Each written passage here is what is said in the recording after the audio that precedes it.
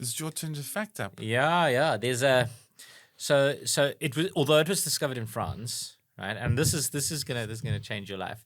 Although it was discovered in France, there's a species of moth whose Latin name is Euribidae ryanwitali. No. Hey? Hey? Full stop. Is that the end of your fact? That's my fact. That's my fact.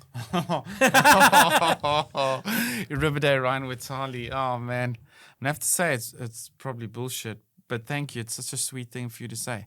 They're discovered in France, a moth. Yeah, it lives south of France, north of Spain, that sort of an area. So but it was discovered by an English lepidopterist. So I'm saying it's bullshit. It's a lie. Are you so insecure that you don't believe there could be a moth, like the most humble of animals? Is it? I wonder why would you see that moth? Is it not the moth that was on the trees during the in England in the Industrial Revolution? No, so the thing is that moth. no, so the thing is that no, there's millions of different kinds of moths, right? But the way that they name them essentially is they basically put them in their family, which is what the Euripidae is. And then you're allowed to give it whatever name you want afterwards. So there's animals that are named after TV shows and after characters in books. There's a lot of them. Yeah, because there's so many that eventually they kind of reach this point where they start naming that. But in this case, it's not. That's not the case. It was named after the lepidopterist. Oh, and that's what I'm kind of saying. Like, what was her name? His name was Ryan Whittle. Good Lord! That's what I'm saying to you. I'm saying like the lepidopterist was like named the thing after themselves. It was an English lepidopterist who discovered this particular moth in the south of France. Fucking crazy. Yeah, and it just happens to be your name. Like that's why I thought it was. I'm just asking. Doesn't matter. Doesn't matter. I didn't do too much. I don't think there's too much on the internet about like some 1800s lepidopterist from the Natural History Museum. You know? South of France. He's living the life, eh? I mean, he was definitely. Look, these guys will go anywhere to discover a new moth.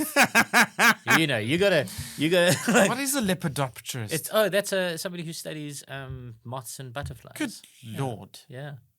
Yeah, this is not something a casual person knows. You know these things because you've stumbled upon an interesting fact that you want to present to your friend who does the podcast. But anyway, man, I think it's time for you to call it bullshit. In those days, people were... I said it's bullshit, yeah. Are you going with that? Yeah. You're going to stick with that? Yeah.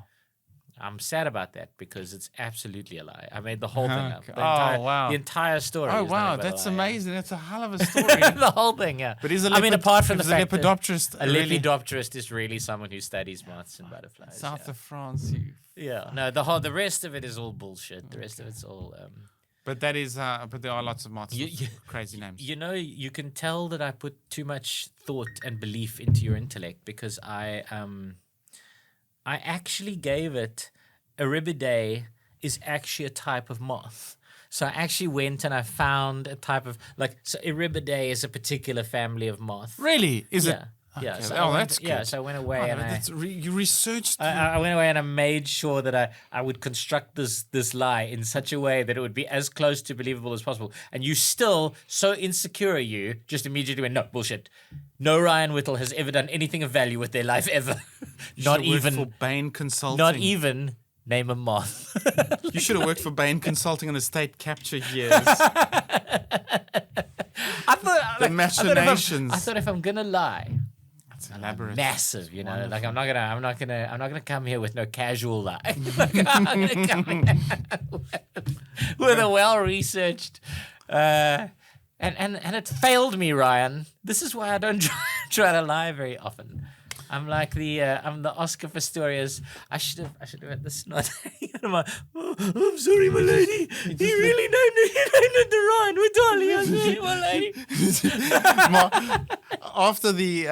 During the trial, I saw Mark Banks do a show, and he then started just going off on a mad ranting impersonation of it.